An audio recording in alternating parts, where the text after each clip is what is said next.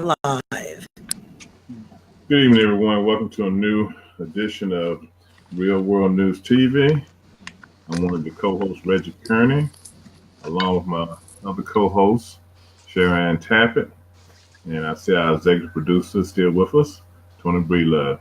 And she's not going anywhere, so it's the three of us tonight. Look, before I get started tonight, I want to do a couple of shout outs. First to all the folks in North Carolina and South Carolina, especially North Carolina. You know, you're talking about almost 25% of North Carolina is underwater, and I've never seen nothing like that. And that's my home state. That's where I grew up at. So send out prayers and to the people in North Carolina. It's a lot of damage down there. It's going to take a while for them to get back together. I know of a family in Lumberton, North Carolina. This is the second time in 2 years that they've lost their home. So, wow. You know, hey, terrible, terrible thing. But look, then I got someone I want to send out word of condolences to in my hometown of Franklinton, North Carolina, to the Jones family. I'm gonna tell you a quick little story. A couple of weeks ago, we did a show, and I had friended Mamie Jones, Mrs. Mamie Jones, on Facebook, and she watched the show that night, the particular night we did the show. And the next day she called my mother and told my mother how great the show was. And it was the first time she ever seen a show where people knew what they were talking about. And they talked with some sense. And she was a retired school teacher, 81, 82 years old now. Well, Lord, behold, she got called home Sunday before last. Devastating blow to the community because her husband used to cut my hair when I was a kid, Robert Jones.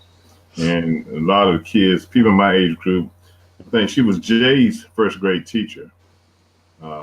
And so that was a great loss. But, you know, I like the comment she made saying that this was a show where, you know, it seemed like we knew what we were talking about.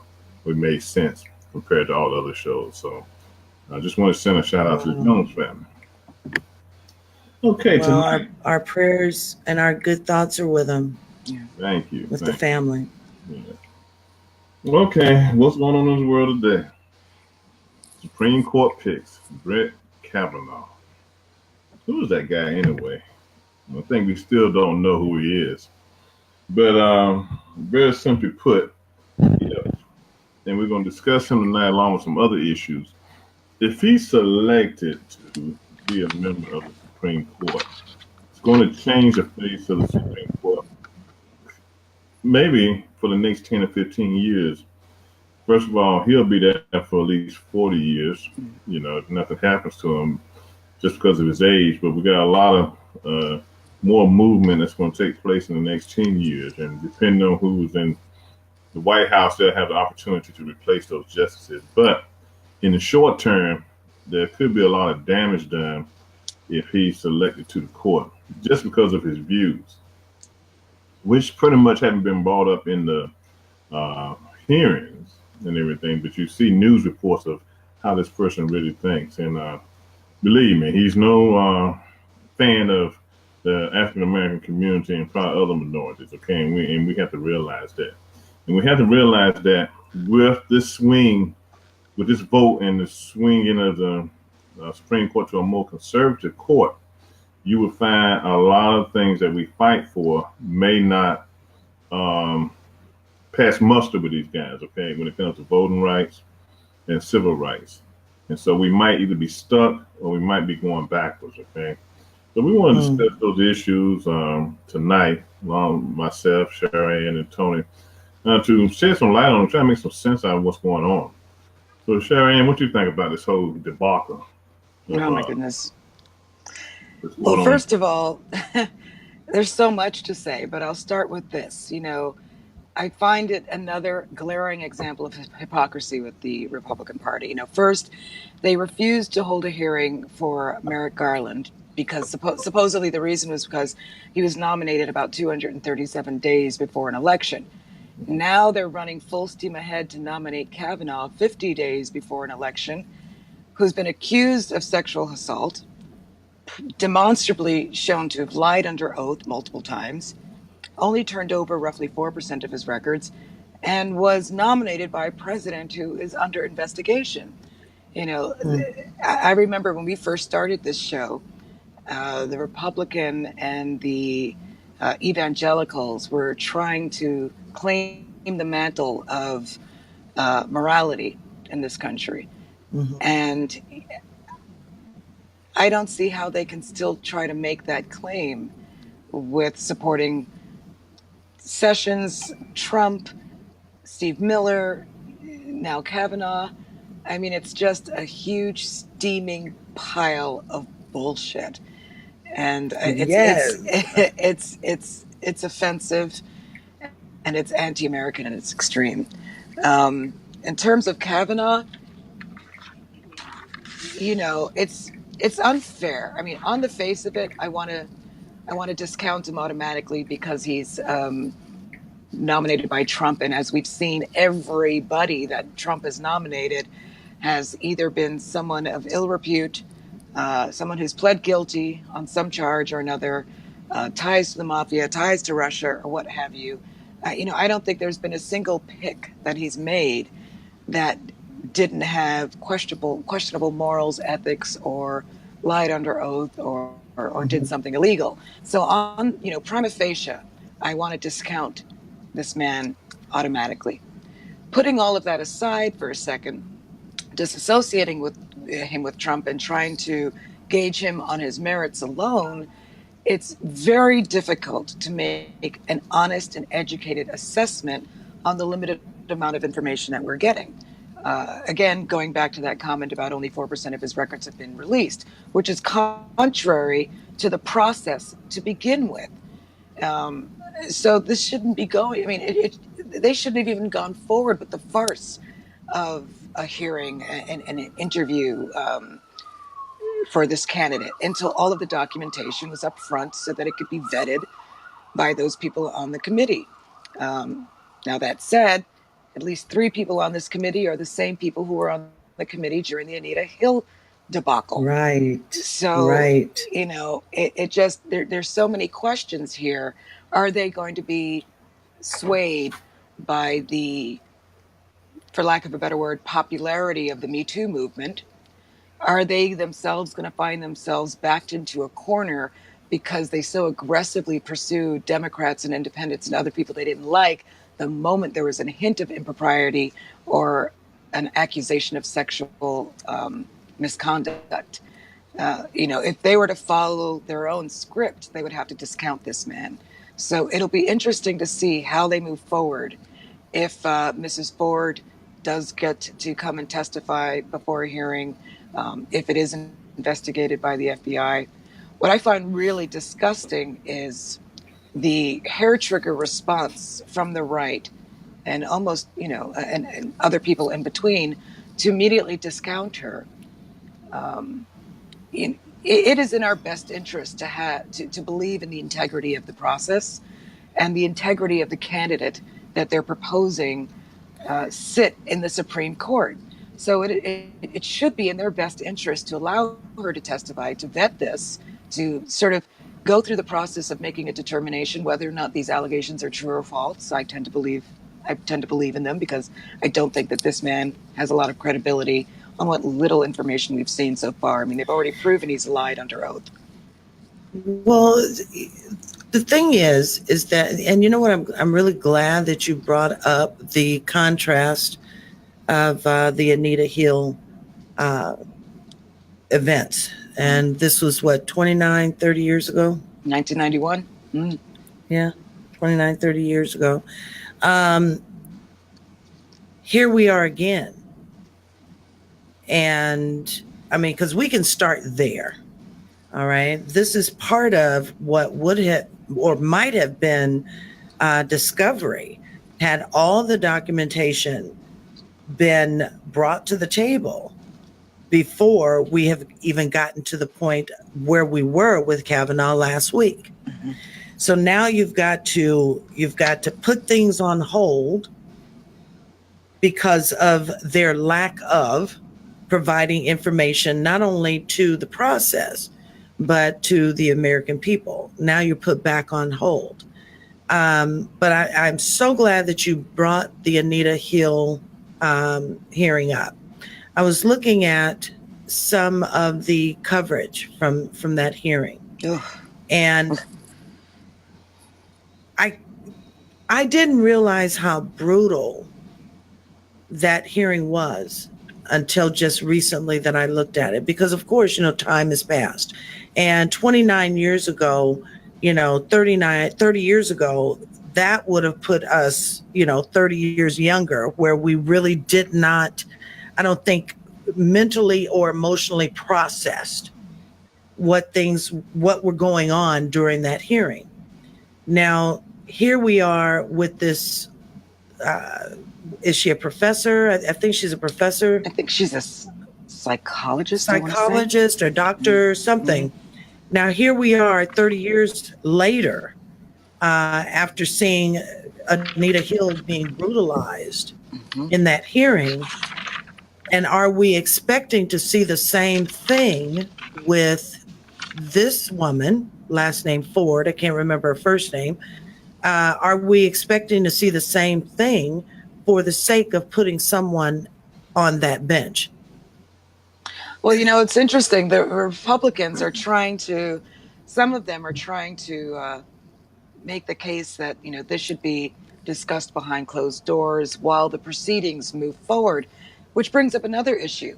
But then you're hiding things. Well, regardless of what your position is, regardless of whether you're Democrat, Independent, Republican, pro-Kavanaugh or not, it all boils down to we need to be dedicated to the truth, because that is paramount to making an educated decision on whether or not this man should qualify for this position or not. One of many criteria. Does it matter? Do you really think it would matter? It should matter. Look at the information that we all had privy to. We were all privy to during the Anita Hill incident and Clarence Thomas with seating him. It was a very Did it different make time, a difference? Though. It was a very different time, though. Of course it was. You were just at the tail end. But we're still in it. Yeah, but I mean, look, you had the Wall Street fat cats. You had sexual abuse was rampant in Wall Street to a degree that it isn't quite the same now. It was a very different time then, and in some ways it's better, in some ways it's worse. But I think that was the first time that I can remember sexual harassment being brought to the forefront. It was still relatively taboo. It wasn't talked about. And that's not the atmosphere that we're in right now.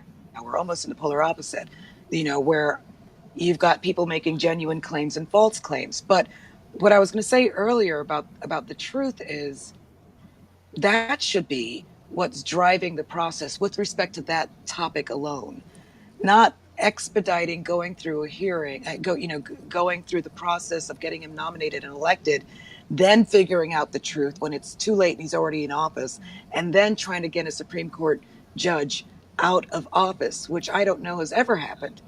It'll be a day late. It'll be a day late and a dollar short by then. But we're still talking about the same thing. We're still talking about the same thing. Okay, when we talk about dump trunk 45. We knew that he was a liar. We knew that he was hiding things. He still hasn't, exposed his tax documents. We still knew who he was. We still, he's still in office. It's still too late. No, but he's still there. I think it'd be easier to impeach a president than it would be to get a Supreme Court judge. A Supreme Court justice off, because that's a lifetime term. Yeah. But I understand what you're saying, that we're in a different time now. People don't change. Thought processes of some people don't change. No matter what time. Sure, we've got the Me Too movement. We've got people who are, women who are coming forward and they're saying, I'm not going to take it anymore. Roar. I'm woman, hear me roar. We hear all of that. But I don't think it's going to make a difference. And it's not. I think it's because I've lost faith in our system. if you keep beating a horse, the horse is eventually going to turn around and nip your ass on the ankles. Or you get glue. Okay. But all in all, the horse does not trust anymore. No matter how much you feed it, no matter how much you provide for it, no matter how many stable fees you pay per month or how much stable fees you pay per month, the horse gets tired. And that's where I am. I have little belief in our system. Very little belief. With the infiltration of the alt-right into every aspect of government and the media, I don't even know that we can call it our system anymore. Has it ever been? Well, that's a bigger discussion. I think there's always been extreme challenges to impact, affecting change in the system, but it's been done. We've seen it with women fighting for the right to vote, with the passage of the Civil Rights Amendment and the Voting Rights Act. We've seen it happen. But I think that following those events, there was a subversive agenda to get into seats of power at every level, including the media, to backpedal, to backtrack, to undermine, and to eliminate these things. I mean, how many GOP candidates or people that are in office have we seen quoted as saying that they don't believe in the Civil Rights Act, that it was the worst thing that could have ever happened constitutionally? There are clues to suggest that Kavanaugh feels the same way. Of course. And there are clues to suggest that he is against affirmative action, that he's pro legislation that makes it more difficult to disenfranchise minority communities. Mm-hmm. He's pro labor, but he's a wolf in sheep's clothing. He sits there in his chair talking about neutrality and the sanctity of law. Mm-hmm. But then when you read some of his positions, it just doesn't ring true. And I don't hear enough people questioning him about that during these hearings. A few folks have, like the representative from Hawaii, kudos to her. And of course, Booker and other folks, but they're not enough. And there's got to be some, look, I don't support necessarily the Republican agenda. I don't think all conservatives are bad necessarily, but I've got to believe that there are some out there that are not on this train and just haven't developed the cojones to step up against their party. But if we're going to stop this trend, we need their commitment to that. The Democrats can't do it alone. Reggie? I'm just listening. We see that. We see that. So we have a comment. I have a comment from cousin Johnny K. Sweet. He says, we do not want Brett Kavanaugh in that spot. He's not a good choice. I have no faith in the way that things are going in the political process now. I mean, I have to agree with you, cuz. But see, and that's why I think it's so important, because we talk about getting out and voting. This election coming up here in November 6th, is going to be one of the most crucial elections that we probably have ever faced. We thought when Barack Obama was exiting the White House and the next president was to be seated was going to be a crucial moment. This is, I think, one of the most crucial moments in our future, in our present, and for our overall history. Because without the participation in this midterm, this country is going to fall. Mm-hmm. It's going to fall. Yeah, it's interesting. Again, another example of hypocrisy. Kavanaugh was, I think, Starr's war dog that, during the investigation and impeachment process for Clinton, because of his sexual improprieties with Monica Lewinsky. See, I didn't know that. He wasn't impeached because he did something illegal. He wasn't impeached because he was an inept president. He wasn't impeached because he did anything that was bordering on traitorous or against the American people. He was impeached because he got a blowjob in the office, 2 consenting adults. And he lied about it. And he lied about it. Tell me, what percentage of men wouldn't have lied about it? And unfortunately for him, he did it on the national scale and just had way too many enemies stacked against him to get this outed. I don't care, and I care to, I could give a good GD what he did on his personal time. That's between him, Monica, and his wife. But he did that. But then a few years following that, proposes that, you know what, it's not a good idea to investigate the presidents and have them, impeached or arrested, because it would dismantle the government, and it would be bad for the country, and yada yada. But having a president like Trump isn't bad for the country. The notion that we could potentially have a Supreme Court judge who, in essence, says that the president is above the law, and that if you have any case against him, wait until after his term to bring it, when it's even less relevant, where he can do less damage to the country when he's no longer president. I mean, that's just asinine to me. And that says to me that it's not about the rule of law, it's about political power and what political group and base he supports. Yeah, I have to agree. Reginald Kearney, your opinions? Y'all said a mouthful. That's my middle name. We were on a roll. I'm sorry. I don't think it's too much more for me to say. Yes, it is. Y'all got to face that. He's gonna get selected. Okay. No, he's not. Kick a black cat. You think so? He's gonna get selected because of some fact. The first thing they're gonna say, this was some 36 years ago when he was a teenager. Okay.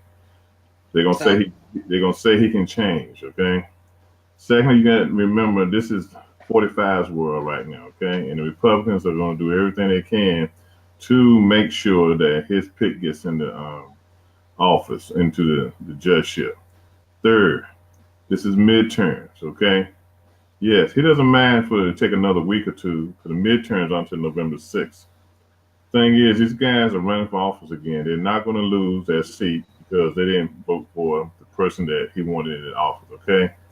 4, you have a man who has dealt with treating women like pieces of meat, okay? So why should he really care that this guy at a young age, as a teenager, did all he did, okay? 5th, and it's a lot, you can go on and on and on. But the thing is, you also have Democrats going to probably vote for this guy also, just because they're in swing states. The guy in West Virginia is a prime example of somebody who will probably give them a vote. Even if they come out to a tie vote, Pence has that tie vote, okay? Granted, you in a different climate now. You got the Me Too movement. The Republicans don't give a crap about the Me Too movement, okay? You got a couple of Republicans that do care about it, like Croker, he's one. The guy from Flake, he's one. But you got offsetting Democrats who are trying to keep their seats, okay? And they're working hard.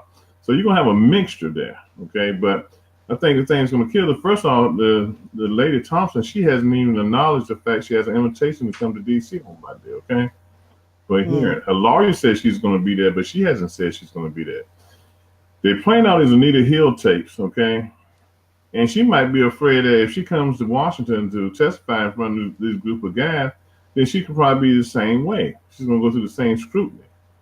Then you got to realize that there were Democrats who helped Clarence Thomas get into office, okay? Get into that seat, because the Democrats controlled the Senate at that time. Joe Biden was the chairman, okay? He got some Democratic votes. If the Democrats hadn't voted him in, he would have never made it. But I think a lot of it was because Bush pushed that whole scenario of African-American justice. Talk about playing the card. Talk about playing the card. In there, okay? Yeah. So the Democrats felt like, even though we didn't want Clarence Thomas, the African-American community didn't want him. If they didn't select him, there's going to be people upset because they still haven't selected an African American to not Congress, but to the Supreme Court. So you got all those factors in, but the biggest thing, you got the midterm election in, and you got a guy in office who loves to assault women, grab them by the PU. You know, so you just don't have what you need to have right now. Okay. I kind of, people can get mad at me if they want to. I kind of blame Obama for this mess because he could have appointed this guy to the seat, okay? And they would have never voted him out of the seat because they wouldn't want that embarrassment. But Obama was playing with kid gloves. The Republicans are ruthless, a group of ruthless individuals, okay? Yeah, they are. Email and mail, they're going to go after what they want. And you can hear them on the news tonight. They really don't care what this guy did. All they want to do is please 45, okay? And that's what's going to happen. It's sad to say, but that's what's going to happen. Women can go there and burn their bras up, burn their panties up in that Senate. These guys don't care. You're always burning shit, Reggie. Yeah, I am. But you know how the feminine movement was back in the day. They were out burning bras and their panties. They were trying to protest to be heard, but Republicans, they don't care.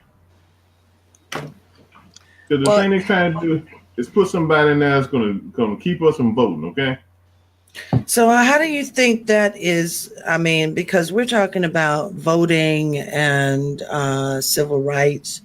Well, we're talking about voting right now, but how do you think that Kavanaugh is going to affect how we live by what we call civil rights today? Well, I think the thing is, you got to remember the Supreme Court justice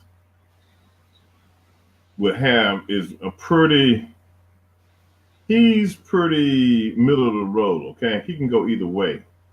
And that's probably going to be the only saving grace. Okay? You think? That's going to be the only thing. Who can go either way? The Chief Justice.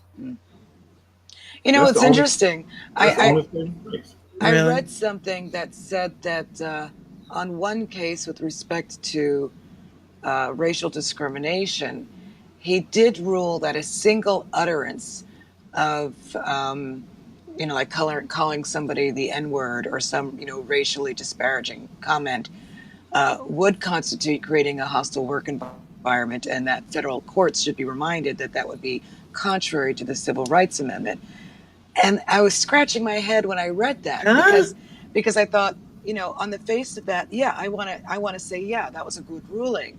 But then you look at how he ruled in a case in Hawaii, and you look at how he ruled in various labor cases, and it's contrary to that. It kind of threw me for a loop when I read that, because I thought, okay, maybe he is capable of making rulings, fair, unbiased, and just. But then, I read about this case in Hawaii where Congress put aside $300 million for the ancestors of Native Hawaiians who were displaced or lost land or cultural heritage when the United States took over Hawaii. And there was a lawsuit because only blood relatives of the ancestors of these Native Hawaiians could vote for the nomination, the people who'd be on the board of trustees. Right. And there was a case that said that that was discriminatory to non-Native Hawaiians. And I'm like, but that's the whole point. But that's the whole point. I mean, not to discriminate against non-Hawaiians, but the whole point of the $300 million was to give reparations to and protections those people negatively impacted by basically colonialism. So, of course, if you're not a blood ancestor of Native Hawaiians, you don't get to vote on how that money is spent. But what that does, and I hate to cut you off, but what that says to me is that then we need to worry about the processes of affirmative action. Exactly. He said that he believes the court will one day be colorblind. And that's just code for me. That's just code for me. I didn't say Roberts was going to be perfect, okay? I never said that, okay? So he's not going to be perfect, okay? But he's our best chance to get some of this stuff done. You got to realize, even if the Democrats take control of the Senate and the House, anytime they go to the Supreme Court, there's a 90% chance that they're going to lose the case, okay? This is where this whole situation is going to get messy at, okay? You got to hope other than Clarence Thomas and a couple of them, you got to hope that Roberts can always be that swing vote, be that swing it back to 5-4. Okay. You hope. God, let's just hope Ruth survives to 90. See, but she said she's gonna try to, but he's not gonna always side in our favor. Okay. As far as I'm concerned, affirmative action been going for years. Companies don't do affirmative action no more. But we still think about affirmative action when we were hearing what Chara was talking about, with the Hawaiian, the natives.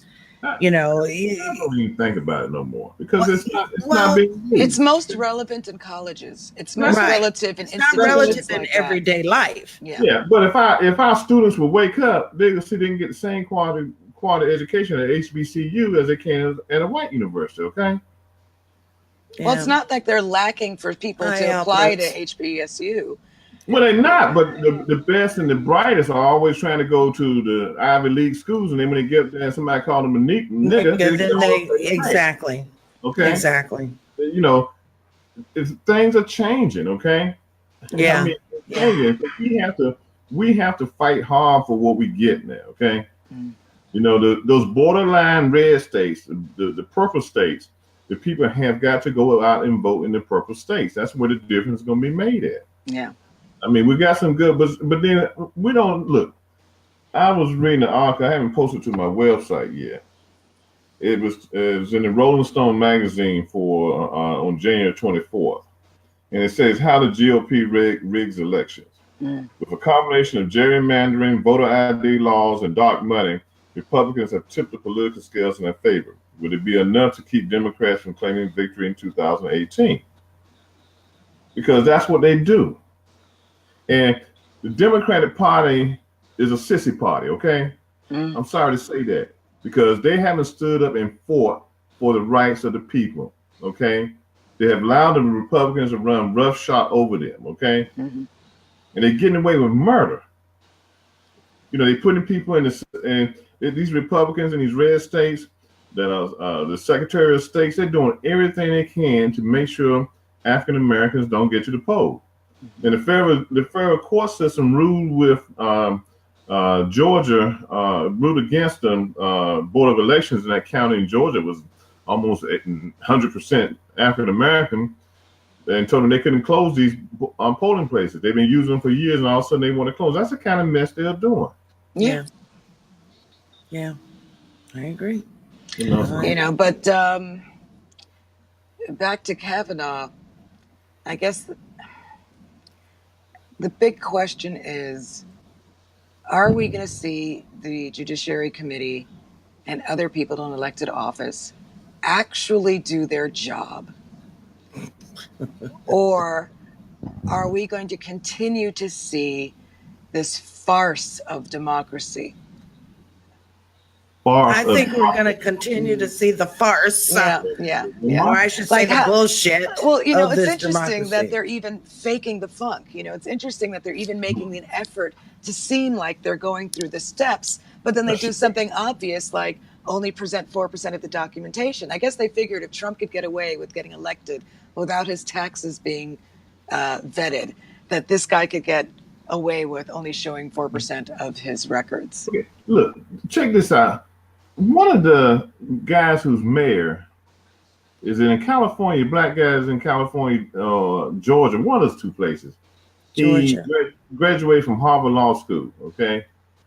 And while he was in law school, I think is that where Brent went? Did he go to Harvard? Yeah. I thought it was Harvard. Harvard, okay, Harvard Law School.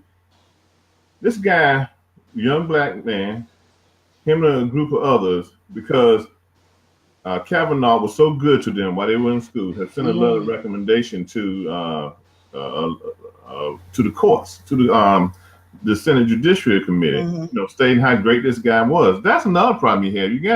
You got Negroes out here that done lost their way, and they support anything. Okay, so the students that are at Harvard now are part of the Black Lawyers Association, Student Lawyers Association. They have denounced the letter and said no, they do not support Kavanaugh. Okay, that's the kind of stuff you got going on. You know, it's just like them so-called preachers went and met with Trump, and he still signed a bill against Prison reform. Prison reform. Yeah. Okay? We keep getting shafted. Okay. And that's what makes me I mad. don't even know why we have to have this cow down attitude. You know, when someone asks us a question, especially if we are of color and we are of status, I don't know why it always has to be that we have to cow down to someone. Yeah. It's just my opinion. You know, I worked for the state many years ago, and I was told when I accepted the position that I would have to change my affiliation from Democratic to Republican. I couldn't do it. So I changed. Are you kidding me? No, but I did change to independent, which is fine. But in the course of that position, I had the opportunity to meet a lot of Republicans and Democrats, and in various positions in office. It was a great job, wonderful learning experience. And I remember I want to say that I got to shake McCain's hand and Jack Kemp. And, you get caught up in the fervor of being in the center of what you perceive to be, near the seat of power, a seat of power. And, like any job, you wind up, you do gain a sense of loyalty for the people that you're working for. And you want to believe the best of the people that you are working for. Until, if you're paying attention, something glaring comes before you. And I remember that moment of just being despondent when I heard someone that I was working for refer to protesters in the Lower East Side as communists. And when I would see evidence of what other people would have just said, well, of course. But, when you're in the bubble, it's hard to see outside the bubble until somebody bursts it, I guess. So all of that to say, like this Luke McLeod, who was a black law clerk for Kavanaugh in 2013 and 2014, said wonderful things about him, said that he believed that Kavanaugh was attuned to the civil rights movement or civil rights in general and the notion of racial justice issues. And there were a number of other black students who felt as though they had been mentored by him while in school. And so, there's that part of your mind that becomes jaded and thinks, okay, was he sowing the seeds to give birth to the next generation of kowtowing black, conservatives who wear the MAGA hats? Was he genuine? Or is this man just, one of those strange creatures who's capable of being on both sides of the extreme?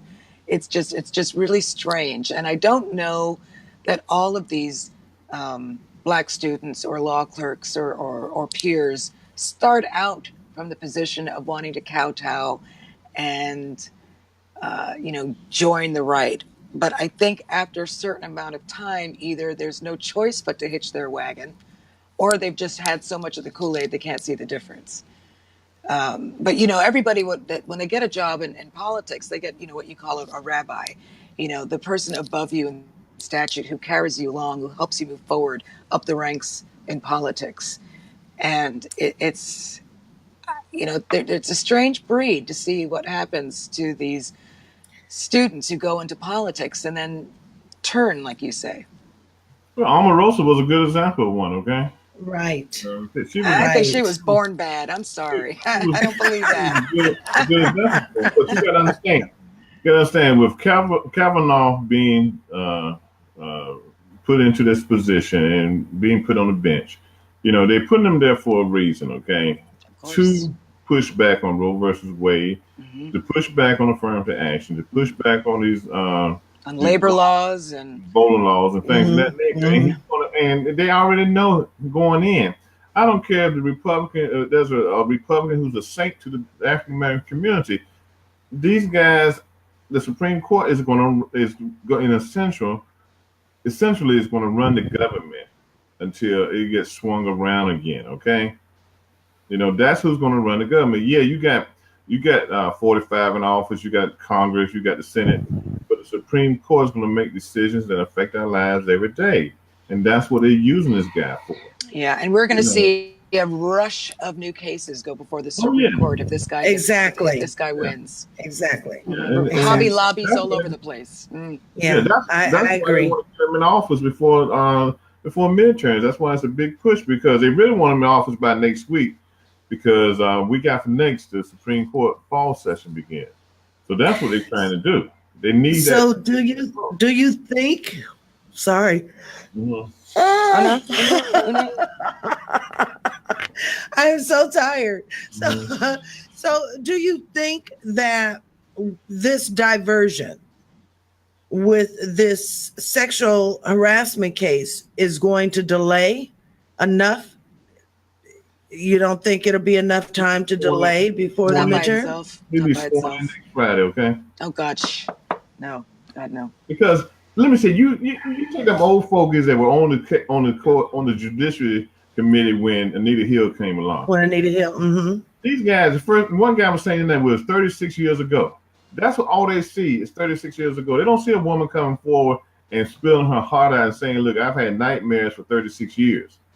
They don't. All they see it was 36 years ago. Why she didn't do something then? Then the guy, I believe his name is Richard Hall, not Richard Hall on HTTR, but his classmate, so make a distinction for my brother there. His classmate said he doesn't have a record. I knew when it came on and said he made a response, I said he's going to say he doesn't remember it. And of course. He said he did not remember it. And then you look at his yearbook. Then you look at the yearbook pictures that they posted. I was checking that out. The misogynistic, entitled. What was that? Women should be. What was that? They used the term clogged or. He used the term. Remember? Fortunately I forgot. It was disruptive. It was disturbing, so I forgot it. It was. Keg parties, questions of legality, questions of drug use. It was clearly a party town. But with respect, well, you know what? When you've got a college like that, it's the town. Trust me. This wasn't a college. This was high school. This was Georgetown Preparatory. Okay, lovely, right? It's a boarding school. It makes it even better. That's even better. Next to it was a girl. Next to it was an all-girls school. Okay? Right. And like some of the what's Dreyfus said when she was going to the preparatory school for young ladies that was next to it, they heard all these horror stories about what the boys from Georgetown Prep was doing to the girls over there. Okay, so it was a known thing. Okay. Right, and she has diaries and she has documentation demonstrating that she talked to people about this back then. But I got into it with somebody online recently about why she's bringing up this now, and I said a lot of women don't report abuse when it happens, especially when they're that young, and especially at that time. All right, but because it was unheard of to do. This man is now going for an office that can affect the entire population of the country. Exactly. She is foregoing her privacy. And going to suffer the slings and arrows of all types of insults and threats and whatnot to protect the American people. And for that reason, I think she's a hero. Yeah. I think so too. Or excuse me, she's a shero. Yeah. I concur. I do concur. She took the lie detector test and she passed the lie detector test. Okay. And that's another thing that pisses me off. Why does the victim have to prove that she was victimized through a lie detector test? Let his ass go under the scrutiny of a lie detector test. Well, somebody like him is borderline sociopathic. He could potentially pass a lie detector test. Exactly. But I'm sorry, Reggie. I didn't mean to cut you off. But here again, this guy is going to have unlimited power in his hand for the next 40 years while he's on it. If he doesn't fall out dead, or something like that. I don't wish no harm on him, but it's what it is. Okay. And I don't want nobody wishing me dead. I got I still got some years left. But the thing is, this guy is going to turn this country upside down, and that's what 45 wants. Okay. Now, if 45 gets impeached or annulled, if his election is annulled, does that annul this as well? No. Because once he is seated, he's seated. Mm-hmm. Because 45 told his people that he was going to put somebody on the Supreme Court bench that would be more conservative than conservatism as it is, okay? More conservative than the definition for being conservative. And that's what he's doing, okay? 45 doesn't even realize the ramifications behind this. You know, another reason, the biggest reason was, you made a comment earlier, Shaw, was that he does not believe that presidents should be impeached while they're in office, okay? Then what's the point of an impeachment if he's not in office? Well, no, actually, he believes in impeachment. He doesn't believe in criminal investigations. Right. Well, that's what I thought. Yeah. Well, this is the thing. I doubt if the Democrats regain the House and the Senate, they want to impeach him, okay? And you got to look at history, and impeachments do cause a lot of problems in the government, okay? But rest assured, the next Trump Tower is going to be in a state penitentiary when he gets out, okay? Yeah, once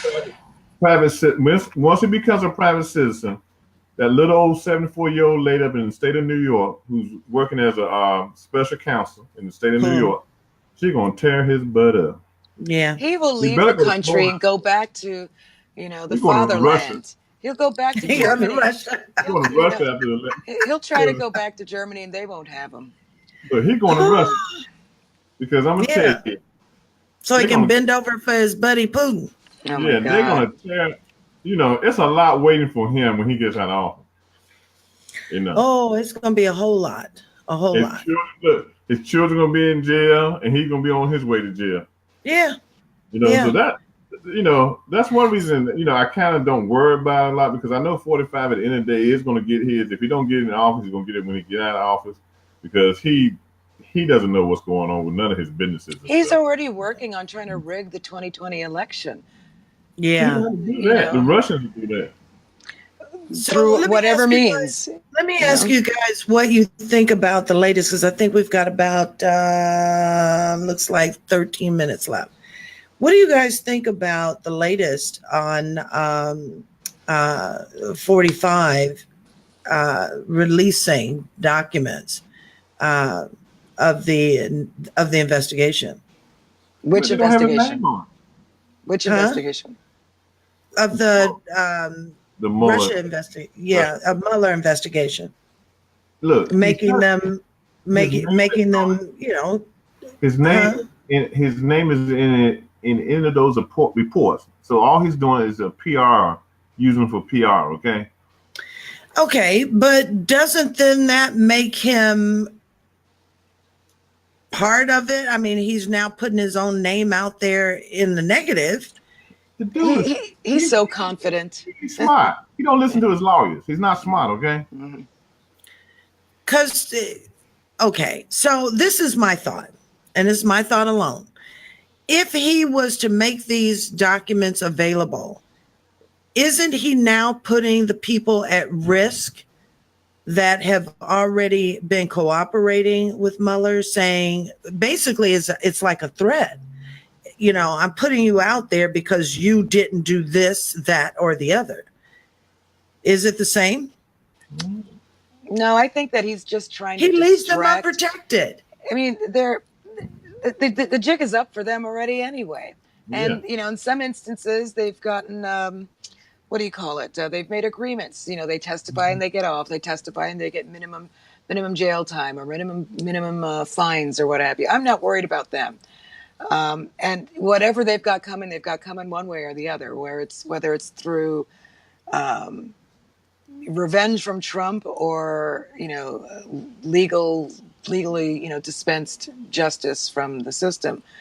But he does what he does, and that is distract with a shiny red ball. He puts a little tidbit out there. But to declassify documents, whether they're redacted or not, because half of it, what kind of damage does that do?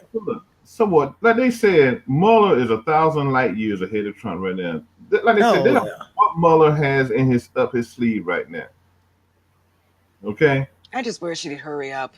Well, he's going to push. See, this is Mueller's thing. You're going to see a lot of stuff going to the state courts, okay? when he gets close to Trump, that information, that stuff, Trump's going to get convicted in state courts because he's going to set it up in a way that Trump can't pardon himself or anybody in his family. Mueller is a very smart individual, and like I said, he's doing this now because like he's trying to make himself look good, but he doesn't know what else Mueller has up his sleeve. Let's just hope Putin doesn't poison him. That's not funny. I'm just saying, you know. That's not funny, but it is. A lot is writing on him. But you know, there's something that I noticed about Trump recently when he said he made a very passive and low energy comment about, you know, Mrs. Ford's, you know, testimony, you know, or upcoming testimony about the harassment, and you know, if it takes, you know, he's a good guy, and if it takes another week, you know, that's fine. And there was something very flaccid about the presentation of that Is that comment. the word we're using? That's the word I'm using, yes. And it reminded me, all right, do you prefer limp? Right, we can say that. But it reminded me of his same sort of oral presentation when he was talking about people who, in the media, he said they were great guys, he supported them, and then like 3 days later, they got fired. Right. And he was making it seem like, I'm still your buddy, I still have your back. And but meanwhile, you know, backing away from it like a cat that smells its own shit. And so there's a part of me that wonders if on some level Trump is backing off of this. And then it begs the question to me, if it's not Kavanaugh, who's his next pick? Who's the next? Sessions. You don't want Sessions. Sessions be voting with the Democrat. And he wouldn't live long enough anyway. He'll find a way. I just truly believe the next will be Kavanaugh. I mean, Sessions. I don't think so. Sessions is so mad at Trump for calling names, he'll vote against Trump's interests. Yeah, but Sessions, you know what? But Sessions, I don't think he wants to play that kind of close game. Why? I really don't. He doesn't have the financial backing that Trump has. Exactly. Or the backing of major dictators. Why wouldn't you stab him? Why wouldn't you stab him? You got a good opportunity to stab the man in his back. Yeah, and then when then what? Dead the next day. Right, and then what? Yeah. But look, Sessions is going after midterms. They already done said that, okay? Sessions wants to retire, live a healthy life. When all of this is done, he's going to go wherever he goes, under a rock or someplace. After they done said he's going after midterm. Okay. But he's not going for this. He's not going for the Supreme Court. He doesn't have that much steam left in him. Yeah, he's going to fire him. You know, he's going to fire him just because of this investigation. He won't shut the investigation down. Yeah. You know. Wow. To be continued, huh? Yeah. Oh, boy.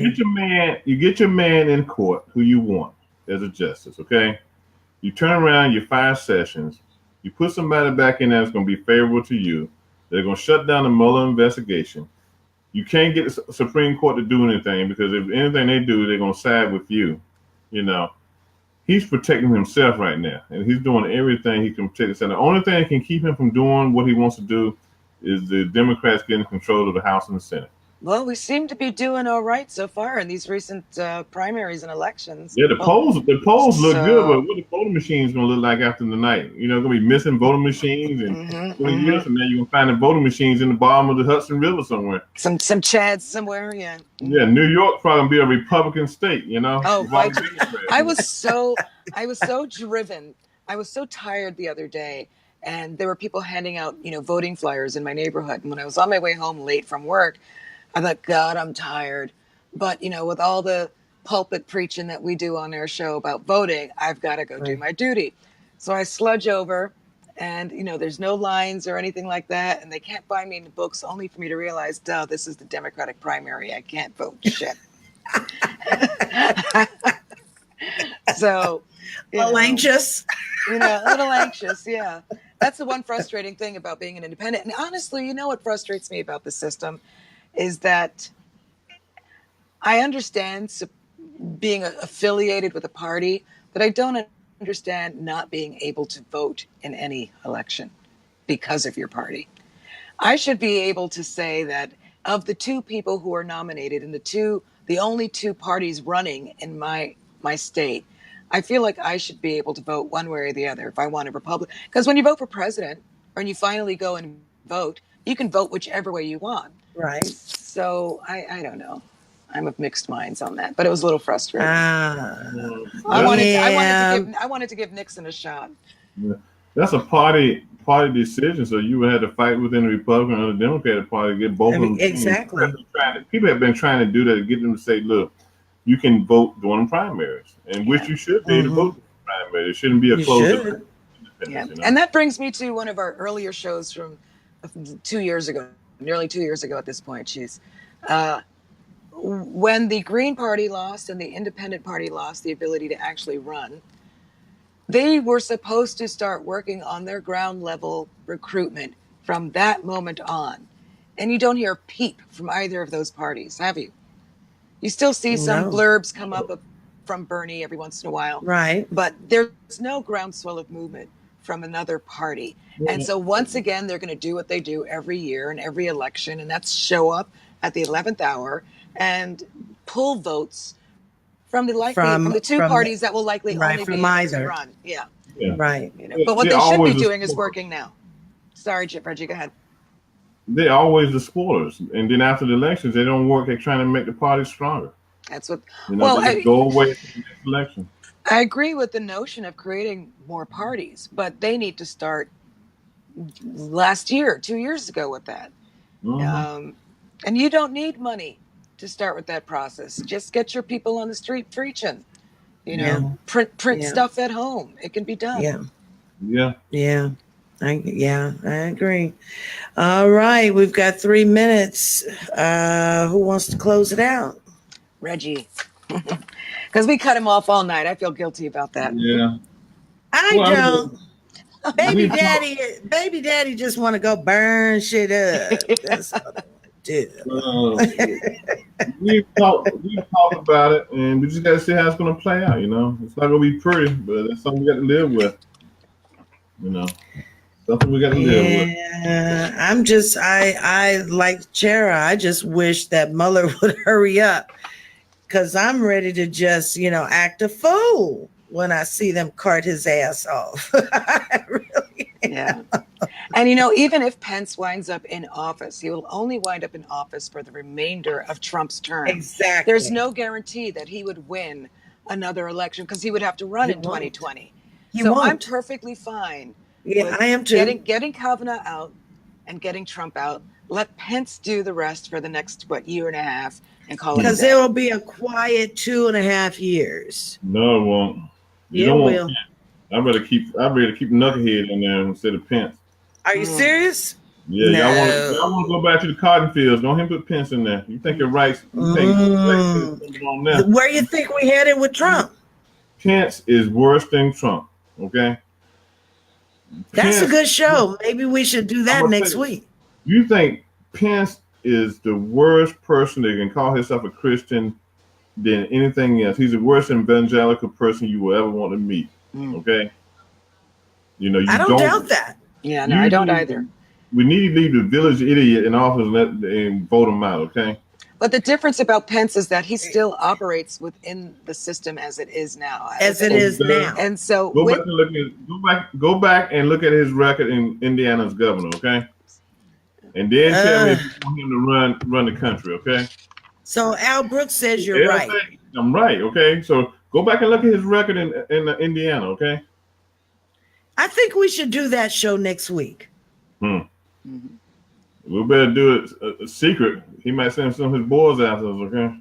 Well, that's ready. Okay. You're both packing, so I'm ready. Pence or Trump. I say keep the village idiot, okay? Al says that Pence is more calculating. He is. He's a snake in the grass. Pence is a snake in the grass. No one says I trust him. There's a part of me that would think he would do less damage in a year and a half than Trump has. No, he would do so much damage that you would never know about, okay? When the damage hit you, they already been done. Okay? That's how Pence operates, okay? These Trumpers out here, you know what they're going to do. Reggie's ready for next week. So you know what? So I'm ready to do some research. Go for it. I'm ready to do some research. So you guys want to do that next week? Give it a shot. Let's do some comparisons. Okay, well, let's say who's better, Pence, Trump, or Al Sharpton? Okay, let's throw off. Jesus, that's the worst trifecta Serious? you could come up with. Serious? You did throw that name in the hat? No. I just cannot, Reggie Kearney. I cannot. Throw better you throw Clarence Thomas in there. Oh my God, I can't stand it. Clarence Thomas would be a president would never say nothing. But look, at least with Clarence Thomas, he would never say nothing. He would never have no press conferences. He would never do anything. Okay? He'd just be sitting there. You know, that's just like mentioning Ben Carson to me. That's like mentioning, what was that village idiot that owned the, what was his name? Kane? Oh God, every time. Oh, Herman Cain. Okay. You mean he was worse than Carson? Yes. Yeah. What was his tax plan? 669 or 622, whatever it was. 666 or it was something crazy. Let's go for Al Al said Al Green is better. That's right. I agree. We put Al Green for president, sure. Oh my God. Oh my God. Well, guys, it has been a pleasure. You've woken me up. You have definitely put some spark in my Tuesday. I was just dying over here. So thank you. It went fast. It went fast today. It did. It did. So, Reggie, you want to close us out? And then I'll welcome the folks to join us tomorrow night on Hot Topics. I want to thank everybody for being with myself, Sherry Ann Tappett, and Tony Breedlove as we discussed the fakes of having Kavanaugh in office, not in our office, but on the Supreme Court. And we're going to continue this conversation next week when we look at the difference between who's the best, Pence or the other guy. You know, I'm saying keep the other guy. This thing go with Pence. But people, if you want to be a part of the show next week, do your research and so we can have some comments, okay, from our listeners and everything. Do your comments, post them so we can have a lively discussion. Tony? All right, Reggie Kearney, thanks a lot. Miss Jerry Ann Tappan, thank you also. Tomorrow night, join me with Roland D. and Yvonne Baker on Hot Topics Talk Radio tomorrow night, starting at 8 o'clock p.m. Pacific, 10 o'clock Central, and 11 o'clock on the East Coast. Tomorrow night's show is going to be very interesting. Actually, we have taken this from one of our viewers. He is a father, and the mother of his child has now refused him of seeing his child. So we're going to be talking about the father's rights and what that does when the woman does take their children away from their fathers and not allowing them to see their children. What impact does that have on the children growing up as in adulthood? So join us tomorrow night, me, Yvonne Baker, and Reggie Kearney.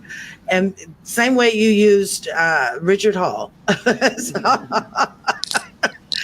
Also, Roland D. The show starts, like I said, at 8 o'clock p.m. Pacific, 10 o'clock Central, and 11 o'clock on the East Coast. We are out of here, y'all. So I will see you tomorrow night on Hot Topics Talk Radio. You guys have a wonderful night and a fantastic rest of your week. Good night, everybody. Good night, guys.